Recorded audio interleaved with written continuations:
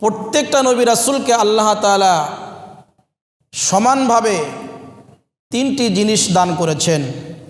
একটি হচ্ছে ওহী, আরেকটি হচ্ছে মুজিজা, তৃতীয় নাম্বার হচ্ছে উন্নত মানের চরিত্র। আলহামদুলিল্লাহি নাহমাদুহু ওয়া নাস্তাঈনুহু ওয়া নাস্তাগফিরুহু ওয়া নু'মিনু বিহি ওয়া নাতাওয়াক্কালু আলাইহি ওয়া নাউযু বিল্লাহি মিন শুরুরি আনফুসিনা ওয়া মিন সাইয়্যাতি আ'মালিনা। من يهده الله فلا مضل له ومن يضلله فلا هادي له ونشهد أن لا إله إلا الله وحده لا شريك له ونشهد أن محمدًا عبده ورسوله أرسله بالحق بشيرًا ونذيرًا وداعيًا إلى الله بإذنه وسراجًا منيرًا. أما بعد فأعوذ بالله من الشيطان الرجيم. بسم الله الرحمن الرحيم.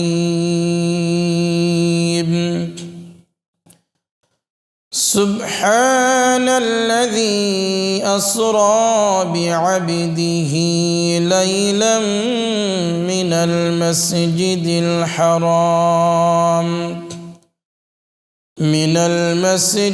الحرام إلى المسجد الأقصى الذي باركنا حوله لنريه من آياتنا إنه هو السميع البصير. وقال تعالى في شان حبيبه ومحبوبه إن الله وملائكته يصلون على النبي يا أيها الذين آمنوا صلوا عليه وسلموا تسليما. درود পাঠ করি। اللهم صل على محمد وعلى آل محمد كما صليت على إبراهيم وعلى آل إبراهيم إنك حميد مجيد. اللهم بارك على محمد وعلى آل محمد كما باركت على إبراهيم وعلى آل إبراهيم إنك حميد مجيد. আলহামদুলিল্লাহ, সমস্ত প্রশংসা সেই মহান আল্লাহ সুবহানাহু ওয়া তাআলার আলিশান দরবারে, যে মহান রব্বুল আলামিন পবিত্র রজব মাসে জুমার দিনে পবিত্রতা অর্জন করে মসজিদে এসে কোরআন এবং হাদিস থেকে আলোচনা করার এবং শোনার তৌফিক দান করলেন। সেজন্য মুনিবের দরবারে শুকরিয়া জ্ঞাপন করি। সকলেই বলি আলহামদুলিল্লাহ। সম্মানিত উপস্থিতি, আল্লাহ রব্বুল আলামিন এই পৃথিবী সৃষ্টি করেছেন। পৃথিবীতে যে মানব জাতি রয়েছে এই মানব জাতিকেও আল্লাহ তাআলা সৃষ্টি করেছেন। মানব জাতিকে সৃষ্টি করে আল্লাহ তাআলা পৃথিবীতে পাঠিয়েছেন। এই পৃথিবী পরিচালনার জন্য কিছু বিধান আল্লাহ তাআলা আসমান থেকে আমাদেরকে দিয়েছেন। এই বিধানগুলো পরিচালনার দায়িত্ব, এই বিধানগুলো প্রচারের প্রতিষ্ঠা করার দায়িত্ব দিয়ে আল্লাহ তাআলা পৃথিবীতে অসংখ্য অগণিত নবী এবং রাসূল প্রেরণ করেছেন, পাঠিয়েছেন। আমাদের মধ্য থেকে আল্লাহ তাআলা কিছু মানুষকে মনোনীত করেছেন, করে আল্লাহ তাআলার বাণীগুলো ওহীগুলো ওই সমস্ত মনোনীত ব্যক্তি নবী রাসূলদের মাধ্যমে আল্লাহ তাআলা আমাদের পর্যন্ত পৌঁছিয়ে দিয়েছেন। ওনারা মানুষের দ্বারা নির্বাচিত ছিলেন না, বরং আল্লাহ তাআলার পক্ষ থেকে ওনারা মনোনীত। আল্লাহ তাআলাই নির্ধারণ করেছেন যে কে নবী এবং কে রাসূল হবে। নবী রাসূলগণ মাসুম, নিষ্পাপ, বেগুনাহ, তাদের কোনো গুনাহ, তাদের কোনো অপরাধ নেই। আমরাও বিশ্বাস করি লা নুফাররিকু বাইনা আহাদিম মির রুসুলি, আল্লাহ তাআলা যত রাসূল পাঠিয়েছেন সমস্ত রাসূলদের ভেতর থেকে কোনো রাসূলকে, কোনো নবীকে আমরা পার্থক্য সৃষ্টি করি না। তবে আল্লাহ তাআলা কোরআনে কারীমের ভেতরে নিজেই বলেছেন তিলকার রুসুল ফাদ্দালনা বা'দাহুম আলা বা'দ, কিছু রাসূলের ফজিলত মর্যাদা আল্লাহ তাআলা কিছু রাসূলের উপরে বেশি দিয়েছেন। এটা আল্লাহ তাআলার ইচ্ছা, কারো মর্যাদা বেশি, কারো মর্যাদা একটু কম। তবে প্রত্যেকটা নবী রাসূলকে আল্লাহ তাআলা সমানভাবে তিনটি জিনিস দান করেছেন। একটি হচ্ছে ওহী, আরেকটি হচ্ছে মুজিজা, তৃতীয় নাম্বার হচ্ছে উন্নত মানের চরিত্র। এই তিনটি গুণ, তিনটি বৈশিষ্ট্য আল্লাহ তাআলা নবী রাসূলদের ভেতরে সমানভাবে দান করেছেন। ওহী কাকে বলা হয়? ওহী মানে হচ্ছে আল্লাহ তাআলার বাণী, আল্লাহ তাআলার কথা। আল্লাহ তাআলার কথা তিনি সরাসরি বলেন না, বরং কিছু কিছু সময় পর্দার আড়াল থেকে তিনি কথা বলেন, আবার কিছু সময় জিবরিল আমিনের মাধ্যমে আল্লাহ তাআলা মানুষের সঙ্গে, নবী রাসূলদের সঙ্গে কথা বলেন। মুজিজা কি জিনিস? অলৌকিক ঘটনা। নবী রাসূলদের মাধ্যমে যে সকল অলৌকিক ঘটনা প্রকাশ পায় সেটাকে বলা হয় মুজিজা। ওলি আল্লাহদের নিকট থেকে যে সকল অলৌকিক ঘটনা প্রকাশ পায় সেটাকে বলা হয় কারামত। মুজিজা আল্লাহ তাআলা নবী রাসূলদেরকে দান করেছিলেন। যে যুগের যে প্রভাব ছিল সেই বিষয়ে আল্লাহ তাআলা নবী রাসূলদেরকে মুজিজা দিয়েছেন। সেই প্রভাবকে পরাজিত করার জন্য, দুর্বল করার জন্য এবং নবী রাসূলদেরকে যে মুজিজা আল্লাহ তাআলা দিয়েছিলেন সেটার সম্মান ইজ্জতকে বৃদ্ধি করার জন্য নবী রাসূলদেরকে মুজিজা আল্লাহ তাআলা দিয়েছিলেন, তাদের নবুয়তকে শক্তিশালী করার জন্য। উনি যে একজন নবী, উনি যে একজন রাসূল আল্লাহ তাআলা মনোনীত করেছেন, সেই নবুয়তকে, রিসালাতকে শক্তিশালী করার জন্য আল্লাহ তাআলা নবী রাসূলদেরকে মুজিজা এটা দান করেছিলেন। এক এক নবীকে আল্লাহ তাআলা এক একটি মুজিজা দিয়েছিলেন। হযরত দাউদ আলাইহিস সালাম, তেনাকে আল্লাহ তাআলা মুজিজা দিয়েছিলেন হাতের ভেতরে। উনি যখন লোহা হাতের ভেতরে নিতেন, চাপ দিতেন, এই লোহা গলে গলে মোমের মতো পড়তে থাকতো। সুবহানাল্লাহ। পৃথিবীতে কোনো কামার যদি লোহা দিয়ে কোনো অস্ত্র কোনো যন্ত্র তৈরি করতে চায় তাহলে আগুনে পুড়াতে হয়, অনেক ওজনদার হাতুড়ি দিয়ে পিটাতে হয়। কিন্তু দাউদ আলাইহিস সালামকে আল্লাহ তাআলা এমন মুজিজা, এমন শক্তি হাতের ভেতরে দান করেছিলেন, তিনি যখন লোহা হাতের ভেতরে নিতেন, চাপ দিতেন, লোহা মমের মতো গলে গলে জমিনে পড়ে যেত। সুবহানাল্লাহ। হযরত দাউদ পয়গম্বর এই লোহা দিয়ে তিনি পোশাক তৈরি করতেন, যুদ্ধের পোশাক তৈরি করতেন। পোশাক তৈরি করে করে এগুলো বাজারে বিক্রি করে তিনি জীবিকা নির্বাহ করতেন। এই মুজিজা আল্লাহ তাআলা দাউদ আলাইহিস সালামকে দিয়েছিলেন। হযরত সুলাইমান আলাইহিস সালামকে আল্লাহ তাআলা বিশাল বড় বাদশাহী দিয়েছিলেন, তখতা দিয়েছিলেন। এই তক্তার উপরে তিনি অবস্থান করে বসে বসে সারা পৃথিবীর আকাশে বাতাসে তিনি ঘুরে বেড়াতেন। সুবহানাল্লাহ।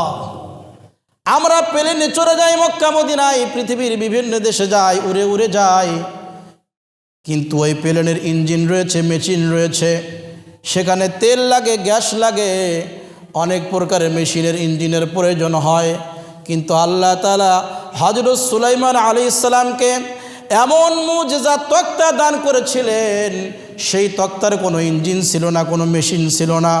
বিনা ইঞ্জিনে আল্লাহ তাআলা তেনাকে ওই তক্তার উপরে বসায়া আসমান এবং জমিনের বিভিন্ন জায়গায় তিনি ঘুরিয়েছেন। সুবহানাল্লাহ। যেখানে ইচ্ছা তিনি সেখানেই এই তক্তায় অবস্থান করে উড়ে যেতে পারতেন, মুহূর্তের ভেতরে চলে যেতেন।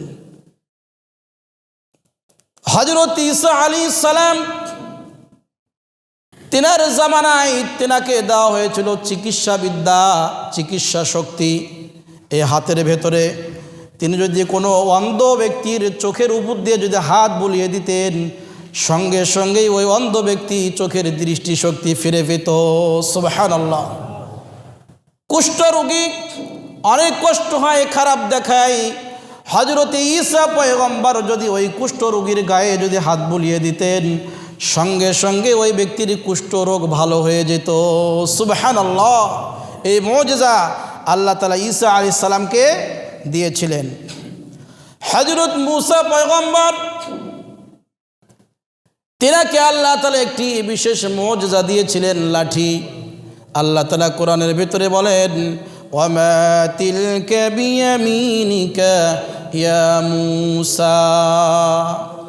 আল্লাহ তাআলা বলেন, হে মূসা, তোমার ডান হাতের ভিতরে ওটা কি? হযরত মূসা আলাইহিস সালাম বলেন, ক্বালা হিয়া আসায়া, আমার হাতের ভিতরে একটা লাঠি। হযরত মূসা পয়গম্বর বলেন, এই লাঠি দিয়ে আমি ভর করে দাঁড়িয়ে থাকি, এই লাঠি দিয়ে আমি গাছের পাতা পারি, ছাগলকে খাওয়াই, এই লাঠি দিয়ে ছাগলগুলোকে আমি নিয়ন্ত্রণ করি, যাতে করে বন জঙ্গলের হিংস্র প্রাণীগুলো আমার ছাগলগুলোকে খেয়ে নিতে না পারে, এগুলোকে কন্ট্রোল করি। আল্লাহ তাআলা শুধুমাত্র জিজ্ঞাসা করলেন, তোমার হাতের ভেতরে কি? তিনি তো শুধু বলতে পারতেন আমার হাতের ভেতরে লাঠি, কিন্তু অনেক কিছু বললেন। এই লাঠি দিয়ে আমি গাছের পাতা পারি, লাঠিতে আমি ভর করে চলি, এই লাঠি দিয়ে ছাগলগুলোকে নিয়ন্ত্রণ করি, আরও অনেক কাজ আমি এই লাঠি দিয়ে করে থাকি। কেন এত কথা বাড়িয়ে বললেন? হযরত মূসা আলাইহিস সালাম তিনি ছিলেন আশিক, আর মাশুক ছিলেন আল্লাহ রাব্বুল আলামিন। যখন কোনো আশিক কোনো ব্যক্তিকে, কোনো জিনিসকে ভালোবাসে, সেই জিনিসের সঙ্গে কথা বলতে বেশি মজা লাভ করে। মজা নেওয়ার জন্য, আনন্দ নেওয়ার জন্য তিনি মজা পাচ্ছিলেন আল্লাহ রাব্বুল আলামিনের সঙ্গে কথা বলে বলে। এজন্য তিনি আরও অনেক কিছু বাড়িয়ে বললেন যে এই লাঠি দিয়ে আমি এই কাজ করে থাকি। এই জন্য লম্বা করলেন আলোচনাটা। আল্লাহ তাআলা বললেন, হে মূসা, আমি যে তোমাকে লাঠি দিয়েছি, এই লাঠির ফজিলত, এই লাঠির উপকারিতা তুমি বর্ণনা করলে আমার কাছে। এই লাঠির ভেতরে আরেকটি গুণ বৈশিষ্ট্য রয়েছে, আরেকটি ফজিলত রয়েছে। এই লাঠি তুমি জমিনের ভেতরে নিক্ষেপ করো, ক্বালা হিয়া হাইয়াতুন তাসআ,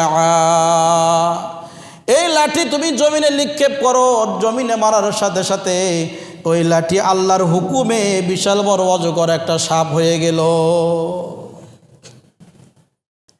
অজগর সাপ হয়ে গেল, তিনি ভয় পান। আল্লাহ তাআলা বললেন, খুযহা ওয়ালা তাখাফ, তুমি ভয় পেও না, এইটাকে তুমি ধরো, হাত দিয়ে ধরো। যখন মুসা আলাইহিস সালাম নির্ভয়ে ওই লাঠি ওই সাপটাকে আবার হাত দিয়ে ধরলেন, সঙ্গে সঙ্গে অজগর বিশাল বড় সাপটি সঙ্গে সঙ্গে আবার লাঠি হয়ে গেল। সুবহানাল্লাহ। ফেরাউনের জাদুকর বিশাল বড় এরিয়ার ভিতরে তার যত জাদুকর রয়েছে সকল জাদুকরগুলোকে একত্রিত করেছে যে মুসাকে শেষ করে দিতে হবে। মুসা পয়গম্বরকে, মুসা নবীকে দুনিয়াতে রাখা যাবে না। সমস্ত জাদুকররা সাপ বাঘ হিংস্র প্রাণীগুলো তারা তৈরি করলো। সমস্ত হিংস্র প্রাণীগুলো, জাদু করা প্রাণীগুলো মুসা পয়গম্বরের দিকে ধাওয়া করতেছিল, গ্রাস করে ফেলবে। মুসা আলাইহিস সালাম ভয় পেয়ে গেলেন। আল্লাহ তাআলা বললেন, ভয় পেও না, তোমার হাতে যে লাঠি আমি দিয়েছি সেই লাঠি তুমি নিক্ষেপ করো, দেখো এরপরে তোমার কি অবস্থা হয়। আর ফেরাউনের কি অবস্থা হয়। মাটিতে লাঠি নিক্ষেপ করলেন, বিশাল বড় অজগর সাপ হয়ে গেল।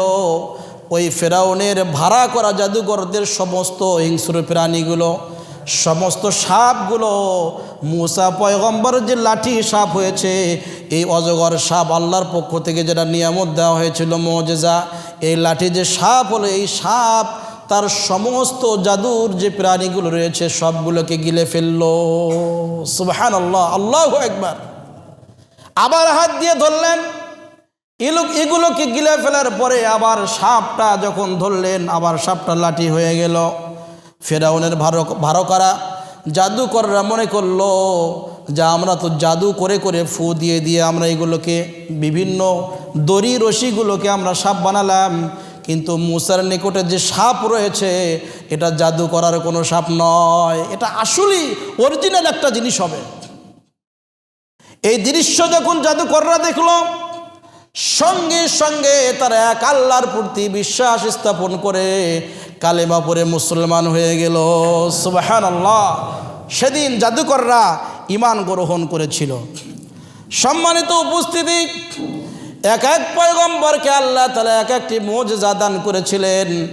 সর্বশেষ আমাদের নবীকে আল্লাহ রব্বুল আলামিন আল কোরআনুল কারীম নামক কিতাব তিনি দিয়েছেন। সুবহানাল্লাহ।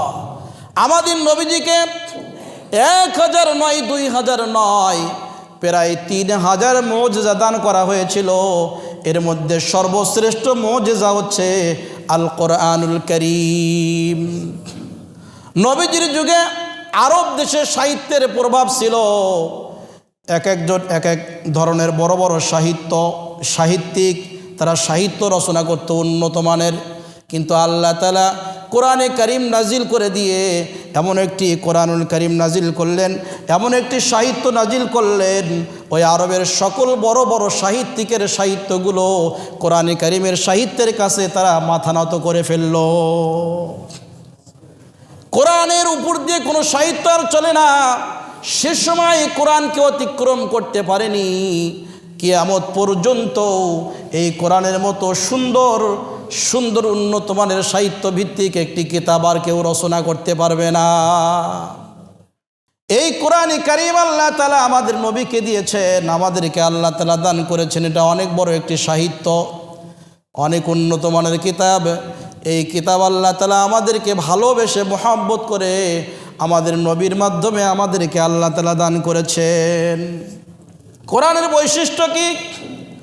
হযরত দাউদ পয়গম্বরকে আল্লাহ তাআলা মুজিজা দিয়েছিলেন, কিন্তু উনি দুনিয়া থেকে যাওয়ার পরে মুজিজা কবর নিয়ে চলে গিয়েছেন। হযরত সুলাইমান আলাইহিস সালামকে মুজিজা দিয়েছিলেন, তিনি মারা যাওয়ার পরে মুজিজা শেষ হয়ে গিয়েছে। হযরত মূসা আলাইহিস সালামকে মুজিজা দিয়েছিলেন, উনি মারা যাওয়ার পরে ওনার মুজিজাও চলে গিয়েছে।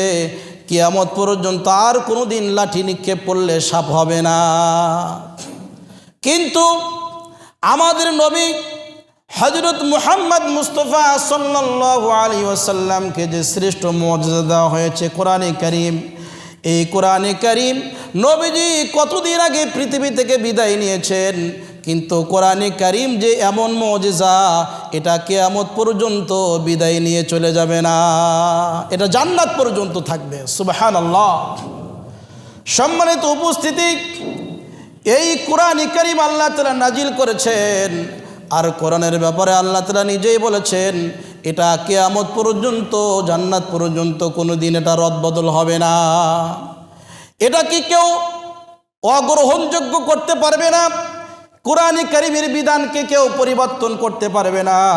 কোরআনে কারীমের একটা জের জবরকেও যদি কেউ পরিবর্তন করতে চায়, সে নিজেই পরিবর্তিত হয়ে ধ্বংস হয়ে যাবে, ঈমানহারা হয়ে যাবে।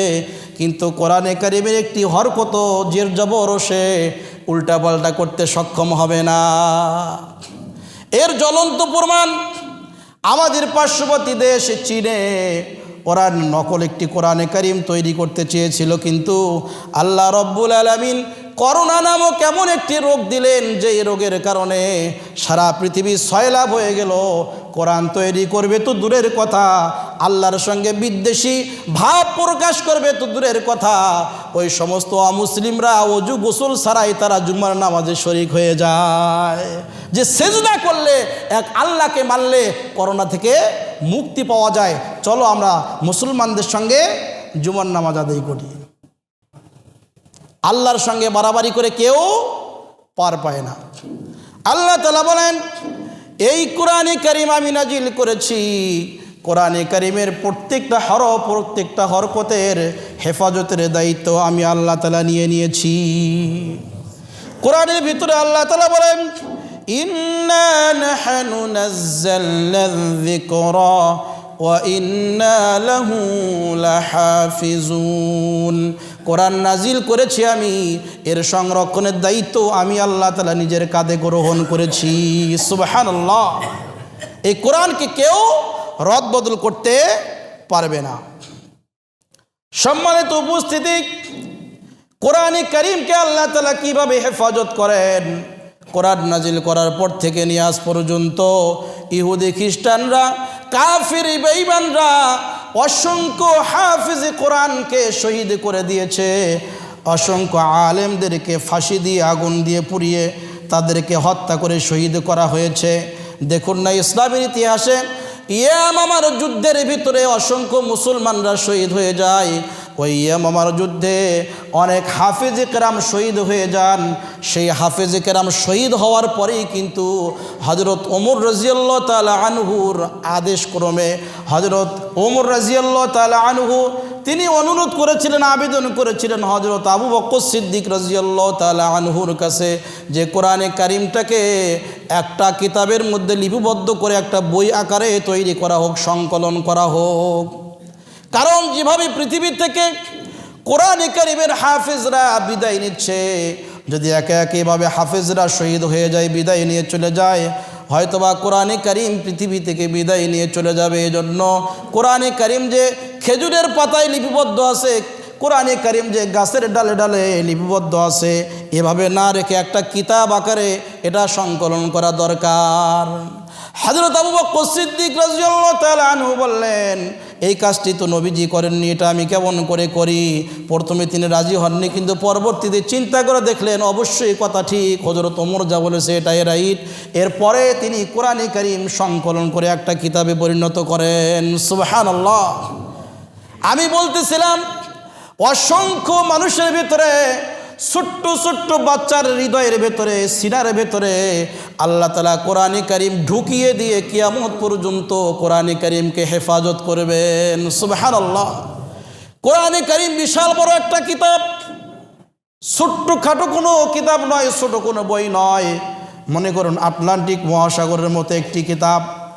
আটলান্টিক মহাসাগর একটা ঝিনুকের ভেতরে প্রবেশ করালে যে অবস্থা হয়, একটা কোরআনে কারীম ছোট্ট একটা বাচ্চার সিনার ভেতরে ঢোকালে সেই অবস্থা হয়।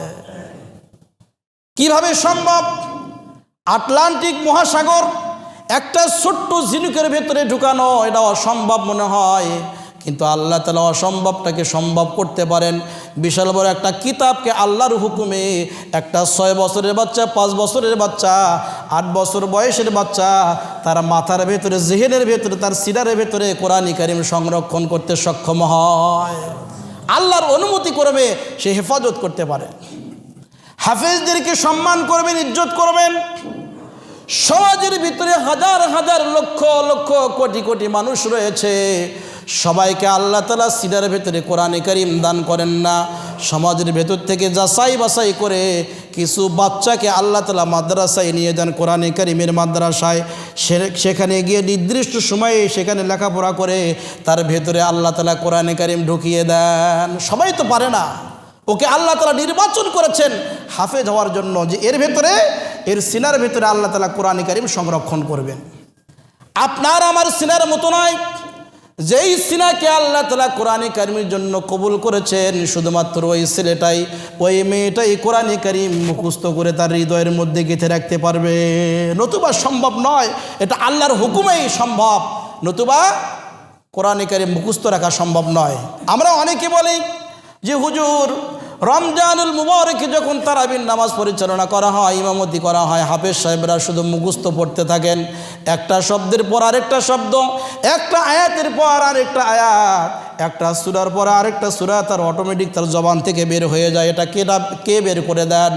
আল্লাহ তাআলার হুকুম ছাড়া কশ্চিনকালেও কোনো মানুষের ক্ষমতা নেই এভাবে কোরআন কারীম মুখস্থ শোনানো, কশ্চিনকালেও সম্ভব নয়। এটা আল্লাহর রহমতই হয়ে থাকে। এভাবে আল্লাহ তাআলা কিয়ামত পর্যন্ত যত হাফিজ কোরআনকে শহীদ করা হোক না কেন, যত আলেমদেরকে শহীদ করা হোক না কেন, ব্রিটিশরা এই ভারতীয় উপমহাদেশে 200 বছর শাসন করেছিল। 200 বছর শাসন করার পরে তারা শেষের দিকে কোরআন হাদিসের বিরুদ্ধে আইন পাশ করা শুরু করে দিল। যখন আইন শুরু করে দিল, ওলামায়ে কেরাম যুদ্ধ ঘোষণা করলেন, জিহাদ ঘোষণা করলেন ব্রিটিশদের বিরুদ্ধে। তখন মুসলমানদের আলেমরা, হিন্দুরা সহ ব্রিটিশদের বিরুদ্ধে জিহাদে অবতীর্ণ হয়। সে জিহাদে অবতীর্ণ হওয়ার সময় হাজার হাজার আলেমদেরকে, হাজার হাজার হাফেজদেরকে শহীদ করে দেওয়া হয়। এমন কোনো গাছ ছিল না যেই গাছের ভিতরে, যেই গাছের উপরে আলেমদের লাশ ছিল না, ঝুলন্ত অবস্থায় তাদের লাশগুলো ছিল। তাদেরকে ফাঁসি দিয়ে দিয়ে, গর্ত করে করে সেখানে আগুন দিয়ে তাদেরকে পুড়িয়ে মারা হতো। ব্রিটিশরা অসংখ্য হাফিজ কোরআন আলেমগণকে হত্যা করেছিল, শহীদ করে দিয়েছিল। এই ভারতীয় উপমহাদেশ আলেম শূন্য হয়ে গিয়েছিল। এক পর্যায়ে কিছু আলেম বেঁচে যান, জানে বেঁচে যান, হায়াত আল্লাহ তাআলা রেখে দেন। তারা আল্লাহর দরবারে দোয়া করেন যে আল্লাহ, পৃথিবীতে যদি, জমিনে যদি আলেম তৈরি না হয়, এই ইসলাম প্রচারের কাজ কে করবে? আল্লাহ রব্বুল আলামিন দারুল উলুম দেওবান মাদ্রাসা কবুল করলেন। সেখানে নবীজির মাধ্যমে, স্বপ্নের মাধ্যমে ডাক দিয়ে বললেন যে এখানে একটা মাদ্রাসা হবে। ওই মাদ্রাসা এত বড় মাদ্রাসা হয়েছে যে সেখান থেকে প্রতি বছর হাজার হাজার আলেম তৈরি হয়ে সারা পৃথিবীতে ছড়িয়ে যায়। তারা ইহুদি খ্রিস্টানের দেশ পর্যন্ত সেখানেও তারা কওমি মাদ্রাসা প্রতিষ্ঠা করেছে। সুবহানাল্লাহ। এই দারুল উলুম দেওবান মাদ্রাসা প্রতিষ্ঠা হওয়ার পরে আজকে বাংলার জমিনে দেখুন, পাকিস্তানে দেখুন, ইন্ডিয়ায় দেখুন, একটা হিন্দু দেশ, প্রত্যেকটা ঘরে ঘরে হাফেজ আর আলেম তৈরি হচ্ছে। ব্রিটিশরা মনে করেছিল যে আমরা যদি হাফেজ আলেমদেরকে শহীদ করে দিতে পারি, এই জমিনে আর কোরআন পড়নেওয়ালা থাকবে না, কোরআনে কারীম থাকবে না, এটা মনে করেছিল। কিন্তু আল্লাহ পাক কি বলেন? ইন্না নাহনু নাযালনা যিকরা ওয়া ইন্না লাহু লাহাফিজুন। এই কোরআনে কারীম নাজিল করেছি আমি, এই কোরআনে কারীম সংরক্ষণের দায়িত্ব আমি আল্লাহ নিজেই গ্রহণ করেছি। সুবহানাল্লাহ। অসংখ্য নিয়ামত আল্লাহ তাআলা আমাদেরকে দিয়েছেন। নবীজিকে যে 3000 মুজিজা আল্লাহ তাআলা দিয়েছিলেন, এর মধ্যে সর্বশ্রেষ্ঠ মুজিজা হচ্ছে আল কোরআনুল কারীম।